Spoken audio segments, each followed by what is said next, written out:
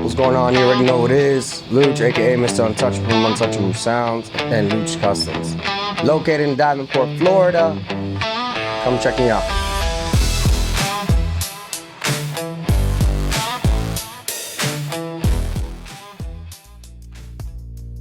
Without God, I wouldn't be able to do anything. I wouldn't have anything. I wouldn't be able to do the things I do, build the things I build. I want them to understand that they can do anything through Christ Jesus who strengthens them, anything that they put their mind to. I want them to understand that if they work hard at it, they trust God and leave it in God's hands, and they do God's work, and they're honest, it'll be able to come through. Growing up, what shaped me to where I'm at today, I would say it was more of like trying to make sure that I made my mom proud, my dad proud. Growing up, it wasn't as easy as people may think. There was a lot of negativity in my life, so I had to always prove myself.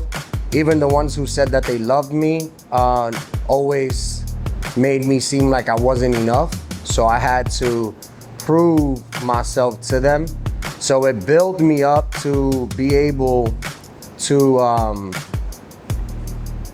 work hard at what I wanted and didn't take nobody's negativity to tear me down. And when they said I couldn't do it, I was determined to follow through, and God had me even before I even knew God had me, and He was able to show me that even when I didn't know Him, He was covering me. So definitely stay on the task. Don't let nobody's negativity or don't let nobody's doubt of you enter into your mind, and you just stay focused on what it is. So that's what it did for me. I was one that was determined, and when I want something and I say I'm gonna do something, I do it. Believe it or not, how I got started, I was in a car club and I got burned on 80 grand, actually. My first car from my cousin, and it wasn't built the way I wanted to be built. I was in a car club and they had nice cars, and I was actually paying people. I was like, I think 17, 18, I was paying them to do things for me. And I got burned on 80 grand. Wow. Yeah, I got burned on 80,000, paid somebody to do a vehicle for me. He kept dragging his feet. I was young, and I paid up front. I paid for half of it, actually. I paid, it was 80 that I put down, I owed 40. And he ended up fleeing or whatever, leaving someday, and then I ended up getting in trouble, so I wasn't able to see where it was at and stay on tax for like a year and a half. So yeah, what got me into doing cars was him burning me, and couldn't get anybody good to do it with the ability to have honor and pride in their work, not just focus on money. And that's probably one of the reasons why I am the way I am, because it's not always about money, it's about the finished product and me being able to say I built something and I did it honestly, for sure. So, and there's nothing about my mom and my dad. My parents did the best that they could with what they knew. And I knew that I didn't want my kids to struggle or have a want. It was me, my mom, my dad, my brothers and sisters in a 3-bedroom apartment. There was like 8 of us, and I had to share a bed. My mom and my dad did the best that they can do with what they had. This was in the 80s and 90s, so they didn't have what they have now. So as a young kid, your goal is to always have, especially growing up and stuff like that, in an environment like that, in the projects in the Bronx, your goal is to get out of the projects. Your goal is to have that, like they call that house with the white picket fence. But my goal was to be able to provide like my dad provided. I wanted to be like my father in the sense of being able to get things done, taking care of the things at the house,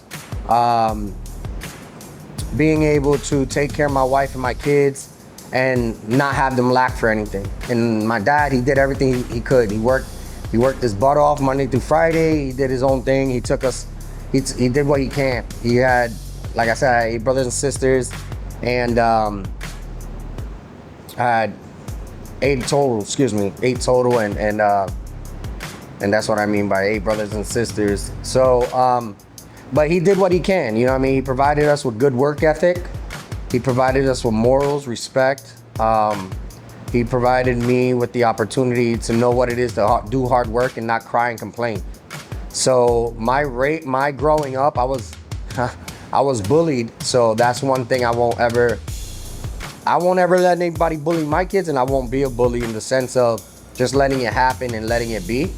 I'm real quick to, I stand up for what I believe in. I stand up for myself, and I tell my family, my kids, and myself, I won't start it, but we're definitely gonna finish it. So, but yeah, it's just more along the lines of trying to stay where we don't backslide into what we're used to. I don't like being complacent. I don't like being average.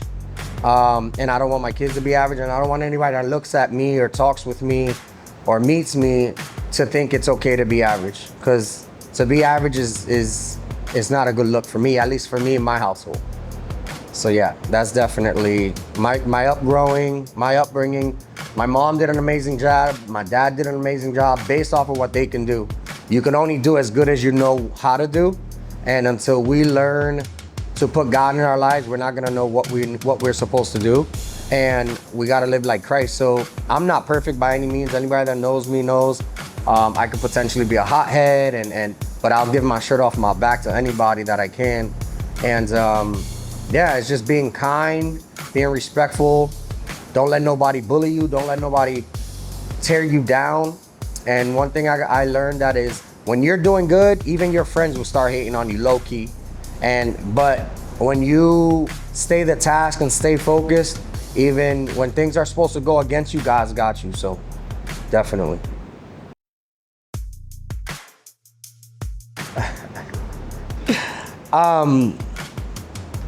The way I overcame bullying, to be honest,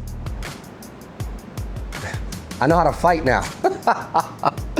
I know how to fight really good too, and I'm not scared to to get punched in the face. I'm not scared to get hurt.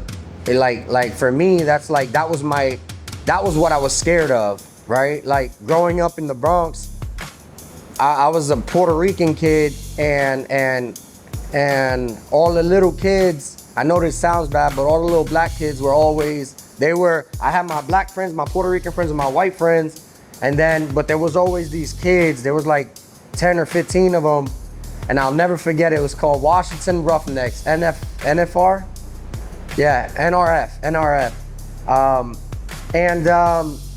It's just, when you see people in packs like that, even as grown adults, they get some type of energy that they